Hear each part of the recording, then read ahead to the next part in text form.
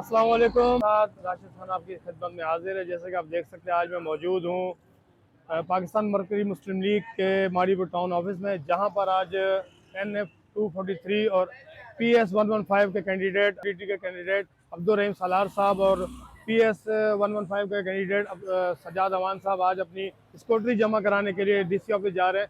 जैसे कि आप मेरे पीछे देख सकते हैं अकब में कि सज्जाद साहब भी खड़े हैं, सलार साहब भी हैं और दीगर इनके जो मेम्बरान हैं पार्टी के वो भी खड़े हैं। तो आए आज सज्जाद साहब और सलार साहब से बात करते हैं कि उनका सिलेक्शन के हवाले से क्या कहना है। जी नाज़रीन, हमारे साथ मौजूद है PS 115 के कैंडिडेट सज्जाद अवान साहब, जो आप अपनी सिक्योरिटी जमा कराने के लिए जा रहे हैं DC ऑफिस। तो आए उनसे बात करते हैं कि सज्जाद साहब, पहले तो बहुत शुक्रिया, आपने टाइम दिया। आज के जो आप जा रहे हैं कागजात नामजदगी जमा कराने के लिए, उस हवाले से कुछ बताएं हमें, ताकि हमारे देखने वाले नाजरीन को कि आप का क्या लाए अमल है आगे का आपके इलेक्शन के हवाले से। जी बिस्मिल्लाहिर्रहमानिर्रहीम, अस्सलाम वालेकुम वरहमतुल्लाह। राशिद भाई आपका बहुत शुक्रिया, अब्दुल हसीब भाई आपका बहुत शुक्रिया, तमाम दोस्तों के यहाँ तशरीफ आवरी का बहुत बहुत शुक्रिया। और आज अल्हम्दुलिल्लाह हमारी स्क्रूटनी का दिन, एक आज़ाद नामजदगी हमारे पूरे केमाड़ी से अपना कराची से तकरीबन 19 हलकों से अल्हम्दुलिल्लाह जमा करा दिए गए हैं, और इसके साथ साथ नेशनल असम्बली के लिए भी कराएंगे।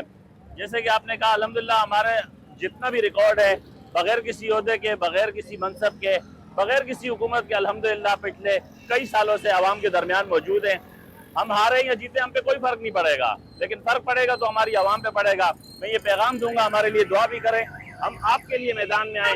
हमारा कोई बैकग्राउंड सियासी नहीं है, लेकिन जमात का हुक्म है, अल्हम्दुलिल्लाह जमात के हुक्म पे आए, और इंशाअल्लाह रब से वादा किया है कि जिंदगी की आखिरी सांस तक इंशाअल्लाह खिदमत इंसानियत में लगे रहेंगे इंशाअल्लाह। तो सज्जाद साहब, जैसे कि आप देख रहे हैं आपके इलाके के जो मसाइल हैं, उन मसाइल को मद्देनजर रखते हुए आपका क्या लाए अमल है कि इंशाल्लाह अगर इक़्तिदार में आएंगे तो फिर अब क्या करेंगे आप? देखिए जी, यहाँ रोना रोया जाता है कि हमारे पास, हम तो इलेक्ट हो गए लेकिन हमारे पास वसाइल नहीं है। ये सारी झूठी बातें हैं।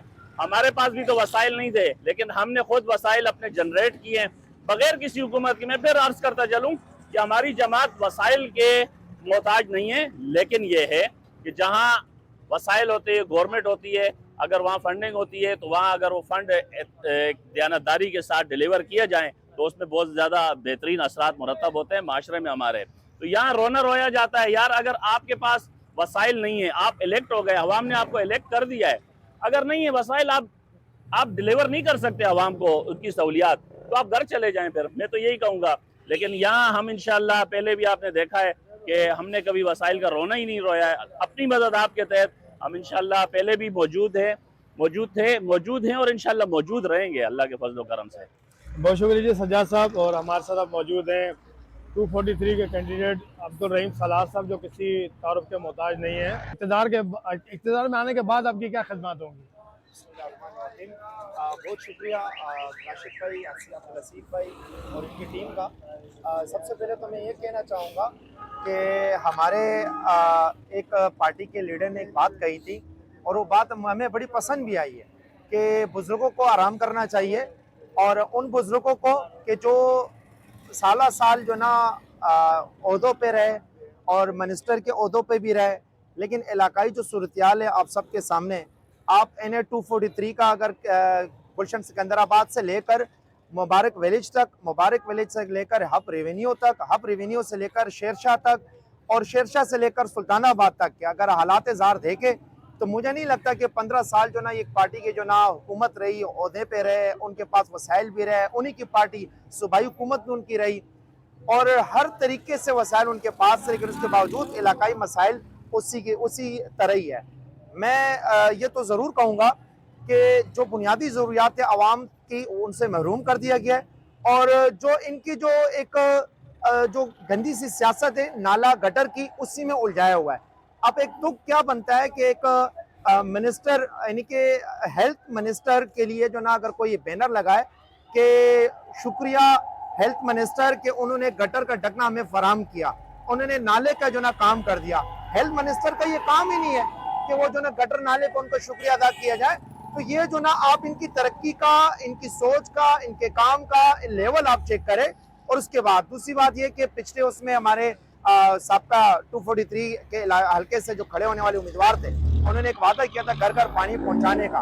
खैर वादा तो वफा ना कर सके, लेकिन अल्हम्दुलिल्लाह पाकिस्तान मरकजी मुस्लिम लीग अपनी मदद आप रमजान से लेकर अब तक कोई 100 से ज्यादा टैंकर पानी लोगों को फराम कर चुकी है, घर घर पानी फराम कर रही है, बिल्कुल फ्री ऑफ कॉस्ट कर रही है। उसके साथ मुख्तलिफ इलाकों में पूरे NH 243 में आपको सस्ते तंदूर मिलेंगे। और जो अरसे दराज यानी 2022 से ही जो ना अल्हम्दुलिल्लाह अपने आवाम के दरमियान इस महंगाई के दौर में हम मौजूद है, ताकि लोगों को इस महंगाई के दौर में कुछ रिलीफ मिल सके। ये तो बहुत यानी कि मैं समझता हूँ दो ही काम है। अगर कामों का सिलसिला मैं यहाँ पे बताना शुरू करूँ तो शायद कि ये जो हमारे जो ओहदेदार है, जो साबका इन लोग खड़े हैं, तो ये समझे कि जो ना हम मजाक कर रहे हैं। अगर इनको ये मजाक लग रहा है तो आइए हमारे साथ बैठिए ऑफिस में, आपको जो ना हम अपनी कारकर्दगी बताते हैं, रिपोर्ट देते हैं, अपनी मदद आप जब हम कर सकते हैं। तो आप लोग हुकूमतों में होकर जो ना जो काम नहीं कर सके वो अल्हम्दुलिल्लाह हम अपनी मदद आप कर रहे हैं। इसी तनाजुर में इसी चीज़ को महसूस करते हुए NH 243 से जो डॉक्यूमेंट्स हमने सबमिट किए, इसी वजह से अगर अल्लाह ताला ने मौका दिया और लोगों का एतमाद रहा और इस चीज़ पे अगर अल्लाह ताला ने कोई इंतखाब कर दिया तो इंशाअल्लाह अल अज़ीज़ ये जितने प्रोजेक्ट है जो अपनी मदद आप थे, इंशाअल्लाह इसका दायरा बहुत ज़्यादा वसी हो जाएगा। हुकूमती लेवल तक जो ना उनके ख़जानों के साथ, उनकी सहूलत के साथ, फंडिंग के साथ वसी होगा।